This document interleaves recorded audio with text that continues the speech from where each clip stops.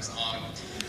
All the time, sorry about that. No, I read an interview a couple years ago where you talked about how Mitsuno is one of the more accessible developers. He's really passionate and excited about working on a project to localize it. I was wondering, like, how close did you guys work with him on Tactics Ogre, and how is he doing? And in your own opinion, do you think those guys are going to start making games together again?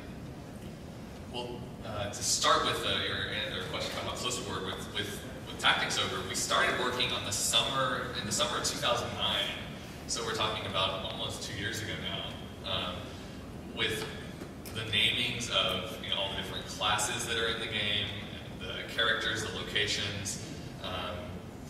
So from the very beginning, he knew that the localization the first time around wasn't really accepted, or not. It wasn't received very well, and he really cares about having the English and Japanese mesh well. So he was coming to us to brainstorm ideas about like the new classes they added and things. And he was, fairly involved with that level of stuff. Now, when you're getting down to the writing of the lines and the dialogue, we have less contact. Yeah, and part of that is just because his English is pretty good, but he's not, the best English speaker or reader, and so a lot of stuff, if we just send him stuff, it would kind of go over his head. But we do talk to him about very specific issues that we come across, and we're in pretty constant contact over Skype. Yeah, basically. Oh, yeah, it's awesome. So, sure, there's a line that we don't, wait, there's this noun comes up once in the whole thing. Are you talking about, this thing or that thing? We can just ask him and then get the answer. And it's an amazing level of access that probably few people have to the Japanese development team, and it really makes such a huge difference.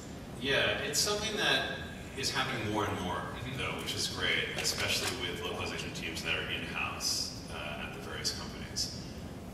They're really stepping out and they're breaking down the barriers between dev and the localization. And when I remember when I quit Square in 2002, I had a little access to developers before then, actually Matsuno mostly, but very little to the other developers.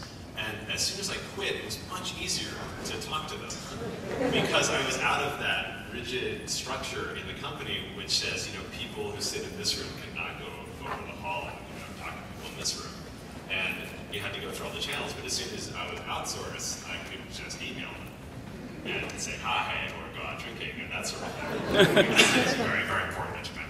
And so, yeah, it's very valuable to have contact. Cool. He's doing great, by the way. And do you think like him and Nagawa and all them are going to start working together again? We certainly, as much as you guys do, maybe more because we really love working on it too, but we really want that to happen. We don't have any crystal ball information either. We are encouraging them to. I mean, I really love working with Minagawa-san as well on all the many projects that I've worked on him with. He's a great guy, and I like nothing more than working with him. So I hope that they obviously make wonderful stuff when they get together. All right. Thank you guys very much. Sure. Thank you. Hey guys, I was wondering what localization projects you've worked on that you consider particularly memorable or good, and if there were any projects done by other localization teams that you would also consider very good. Well, I'll start with the ones that we worked on that I felt were really memorable. Probably the most memorable was Final Fantasy 12, honestly, because the world, it's a great game. The world is so richly detailed, and I've mentioned in other places, but there's a whole layer of detail behind the world. It's a bit like working on something written by Tolkien, because it's not just that people are speaking strange languages. There's a whole language there that's actually been made, and it has that kind of depth, the world. There's all the background, all the little side stories, it's all there, and that kind of rich world is so rewarding to work on. And we also had a great time with the voice on that. We had a lot of stage actors instead of voice actors, and I felt like it really brought a presence to a lot of the performances. So it was just, we were like kids in a candy shop. Yeah, that was for a year and a half. A dream project. Really, really a lot of fun to work on. And for other things, there are also a lot of great, you had a few good ones. Well, all of mine were kind of older examples. It's funny, since you speak Japanese, when I do have enough time to actually sit down and play a game, it's very rarely the localized version of it, and it's certainly no disrespect to the other people out there that are doing great localization work. I wish I had more time to play that, but usually it's in the original Japanese. Usually, because it's a game I want to play, I don't want to wait for the localization. I'm sure you all know what that's like. Ironically, but I guess in that French interview we did, I mentioned I thought Ted Woolsey did a wonderful job. Of the time for really trying to get something that just read like. One of our goals is you don't want to pick it up and know that this was translated. It should feel like it was written by a Western development team. I mean, graphic style and those things aside, and I think Ted Woolsey is one of the first people that really did that. And so I've certainly sing his praises. Anyone more contemporary that you can think of? It's Katamari Damashi. Does that translate? Katamari Damashi. What is it? Katamari Damashi. Someone wants to say it in English. Same thing. Okay. That's we don't play the English version. So. Yeah, it's done brilliant. It's a complete. A lot of it is a big rewrite, but it's done really, really well. The French translation for Dragon Quest 4 is amazing. It's the best translation. Cool. I wonder. We're very close friends with Laurent Sautier, who worked on FF12 and a lot of those. I'm not sure if you worked on those or not. I think Richard Honeywood also did a really good job on Dragon Quest 8. Yep. From what I've seen of that, I mean, it's its own thing. Like 12 or something is too. I mean, but it's really done. I think very thoroughly and very well. It's got a style that I like that it has a style as opposed to say the FF7 style. Yeah, and that's the lack of a style can really, really kill a localization. So a lot of times people will look at a game in English, and especially if they've played the Japanese game and they're familiar with it, they'll go, well, they changed stuff. What's up with that? And what's up with that is if you don't change things, you end up with this real Frankenstein, because you're trying to get all the information across and you're trying to preserve these characters exactly the same way that they are in Japanese. It just doesn't work. Those are the biggest train wrecks, really. So you do have to take control, I think. All right, thanks. Thank you. Okay, question. In the Final Fantasy X series, how was it translated in the whole alphabet language? Like, does it work the same way in the Japanese language as it does in the American version? Same system. I actually wrote the English version of Albed, which is to say the system, the way that it works is, for people who don't remember or aren't familiar with the game, is there's text, sort of, it's like the secret decoder text that you get at the bottom of the cereal box. There'll be a message that says the treasure is over there. And what happens is, early in the game, as you begin learning this other language, when you pick up something that's written in Albed, it will look completely garbled. And in Japanese, what they did is they use syllable characters. And so each syllable, like a, ibe, o, kakikuko, is a whole syllable. And what they did is they had replacements for each syllable. And when you started off playing the game, all the syllables would be replaced.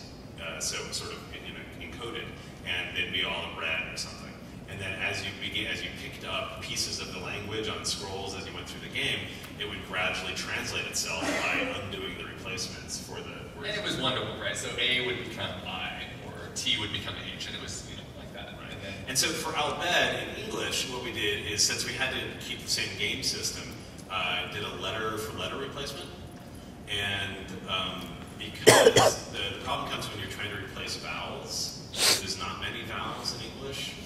So for Albed we used Welsh, because Welsh has a few more W's than vowel and Y is always good.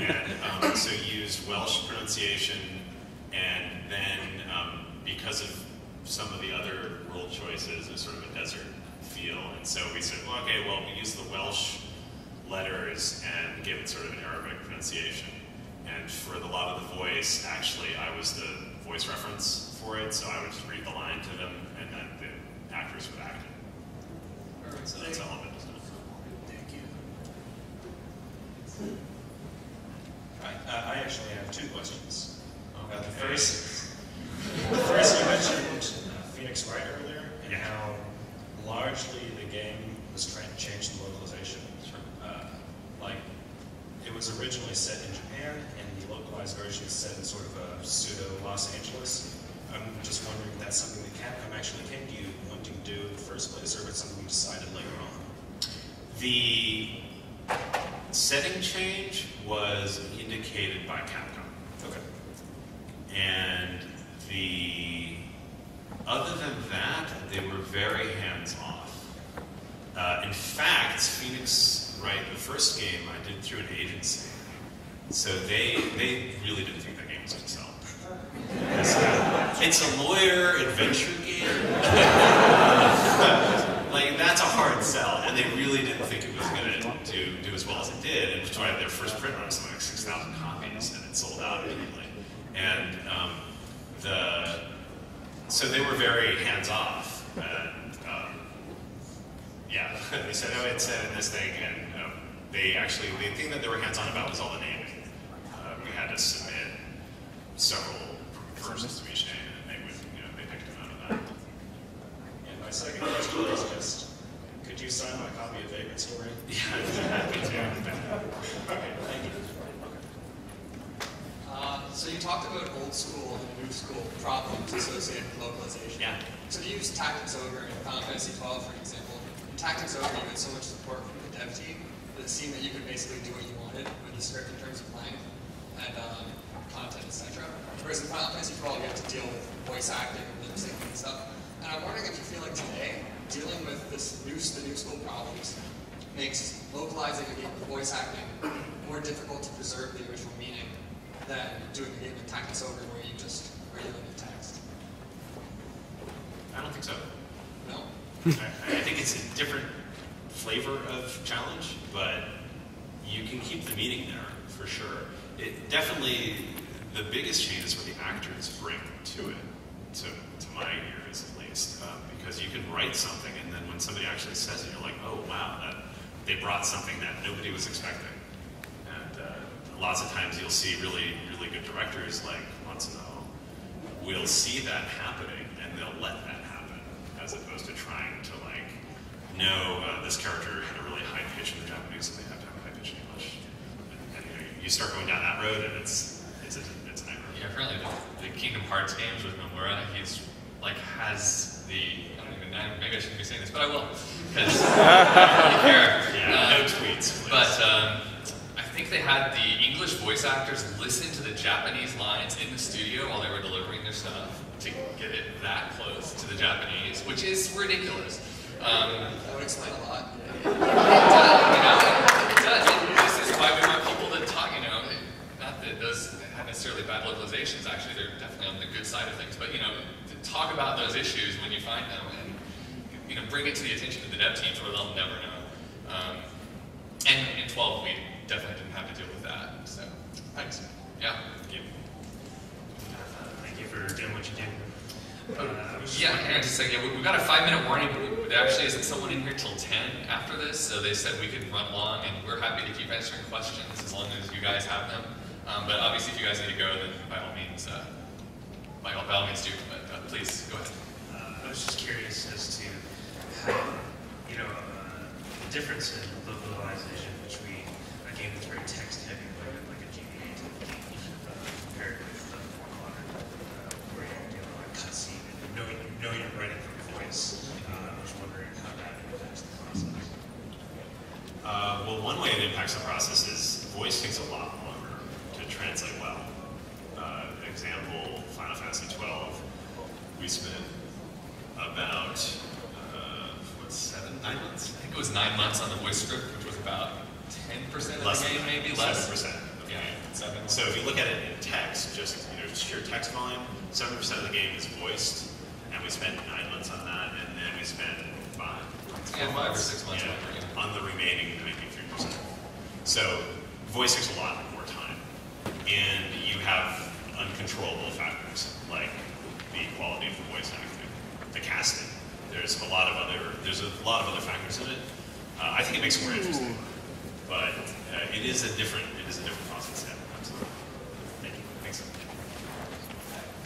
I'm just wondering if, say that you guys were really, really lazy one day and you had very strict deadlines, like say that you had to be done by the next day.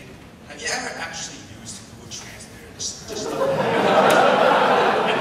And then just use an electronic dictionary? Google Translate all the time.